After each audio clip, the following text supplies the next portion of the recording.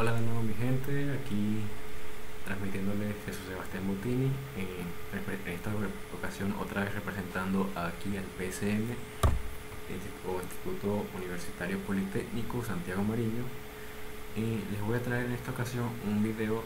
En este video les voy a explicar acerca de un ejemplo de un caso de que puede aparecer en la vida cotidiana, en la vida práctica, de unas funciones singulares aplicadas en un circuito eléctrico.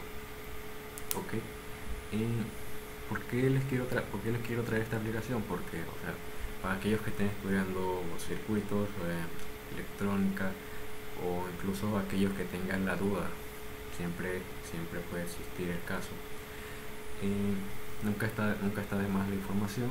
Les quisiera, antes de pasar también al ejemplo, explicar algunos conceptos previamente básicos acerca de qué es un circuito y cuál es la diferencia entre un circuito y un circuito eléctrico.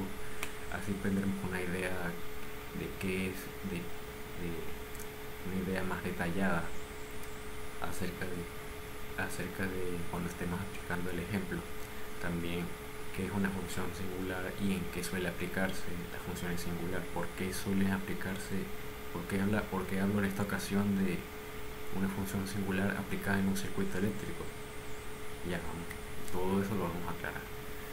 Empecemos. Primeramente, hablemos de qué es un circuito. ¿Ok? Cuando nosotros queremos hablar acerca de un circuito como es comúnmente conocido como una interconexión de componentes eléctricos. Aquí tenemos componentes eléctricos, tenemos tres componentes eléctricos.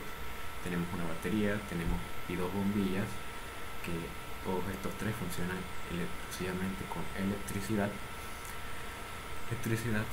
Cuando nosotros nos referimos a interconexión entre estos componentes eléctricos, también nos referimos a interruptores, transistores, condensadores, entre otras cosas, que transportan la corriente eléctrica a través de una trayectoria cerrada. Cuando hablamos de trayectoria cerrada, nos referimos a que no queda ni una sola interconexión por fuera, todo está de una forma cerrada, sorpresa, sí. Ahora, eso es lo que es un circuito.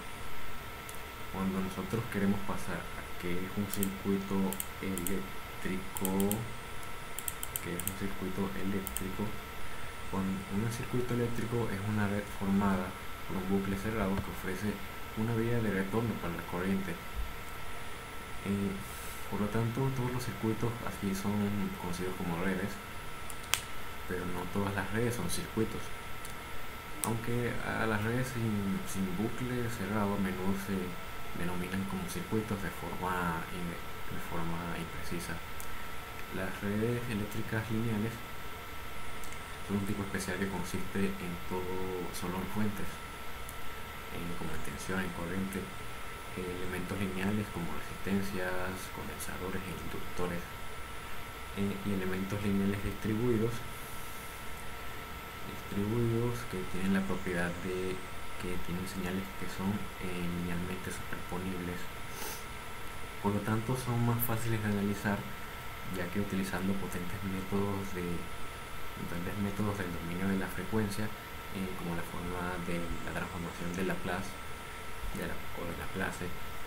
como hablando hacia lo venezolano, para determinar las respuestas y la respuesta transitoria.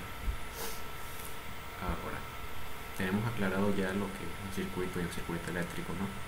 Esa es la diferencia entre esos dos. Podemos pasar ya a lo que serían las funciones singulares. Podemos definir las funciones singulares como funciones de conmutación, las cuales son muy útiles en el análisis de circuitos, ya que sirven como buenas aproximaciones a las señales de conmutación que surgen en el circuito, sobre todo de la respuesta de los circuitos RL y LC. Si mal no recuerdo de la definición, este tipo de funciones son discontinuas o suelen tener derivadas discontinuas. Existen tres tipos de funciones singulares más ampliamente utilizadas en el análisis de circuitos, como las funciones de escalón unitario, las funciones de impulso unitario y la función de rampa unitaria. Esas no las vamos a definir en este video, ya que, como dije, solo vamos a definir los conceptos básicos para saber de qué estamos hablando, para saber por qué estamos utilizándolas. Como ya les dije, las funciones singulares suelen usarse en el análisis de circuitos. Por esto ya les da una idea de por qué se usa, por qué lo vamos a usar se usa en este ejemplo práctico. Podemos pasar directamente a ir definiendo el ejemplo. Un caso práctico de la vida cotidiana en la que se puede utilizar la aplicación de circuitos, pues es el caso, podemos poner el caso de un interruptor que se cierra repentinamente en un instante de tiempo determinado. En este caso podemos utilizar una función de escalón unitario o función de Heaviside como función singular.